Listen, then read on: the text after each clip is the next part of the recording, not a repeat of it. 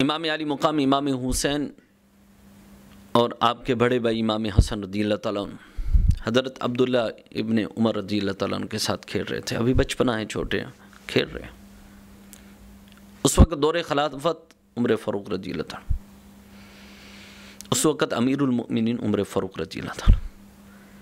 کھیلتے ہوئے بچپنا ہے تو آپ نے فرمایا عبداللہ تم ہمارے غلام ہو. امام علی مقام امام حسین فرمانے لگے تم ہمارے غلام ہو.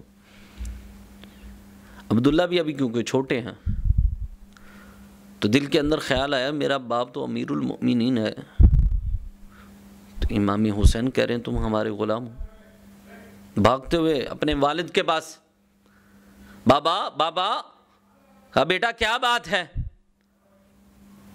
بابا حسنین کریمین دونوں شہزادے کہہ رہے ہیں تم ہمارے غلام ہو. کہا بیٹا اسی طرح کہا اس نے، انہوں نے یہی فرمایا ہے کہ تم ہمارے غلام ہو. ہاں بابا انہوں نے یہی کہا ہے کہ تم ہمارے غلام ہو. اچھا بیٹا جاؤ ایسے کرو، قلم لے جاؤ، کاغذ لے جاؤ اور جا کر حسنین کریمین دونوں شہزادوں سے لکھوا کے لاؤ کہ ہم ان کے غلام ہیں. عبداللہ بھاگ کر جاتے ہیں، دل کے اندر خیال آتا لکھ کے دیں گے تو پھر ہو سکتا ہے کوئی سزا ملے. جاتے بھاگتے ہوئے جاتے، وہ بھی تو شہزادے ہیں، آئے ہائے، جن کے نانا مصطفیٰ ہیں، جن کے بابا علی ہیں، جن کی رگوں کے اندر مولا علی کرم اللہ وجہ الکریم کے لقموں کی طاقت ہے، جن کے رگوں کے اندر مولا علی کرم اللہ وجہ الکریم کا خون ہے، جن کی رگوں کے اندر سیدہ فاطمہ الزہرا سلام اللہ علیہا کا دودھ گردش کر رہا ہے. اللہ اکبر. ہم نے فرمایا ہم اپنی بات سے ٹلنے والے نہیں، لاؤ کاغذ قلم ہم لکھ کر دیتے ہوں، تم بھی اور تمہارا باپ بھی ہمارا غلام ہے، جاؤ.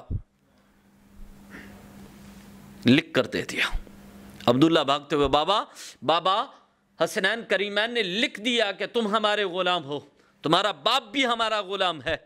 اللہ اکبر. عمر فاروق رضی اللہ تعالیٰ نے کہا بیٹا عبداللہ میری بات سن لو، پلے باندھ لو، جب عمر دنیا سے جائے تو اس کے کفن کے اندر یہ پرچی رکھ دینا، یہ سند رکھ دینا. جب رب مجھ سے پوچھے گا عمر دنیا سے کیا لائے ہو تو کہوں گا کہ اپنے اعمال پر اتنا مان نہیں کرتا، لیکن فقط اگر میرے پاس کوئی سند ہے تو وہ میں اہل بیت کا غلام ہوں، یہ سند میرے پاس ہے.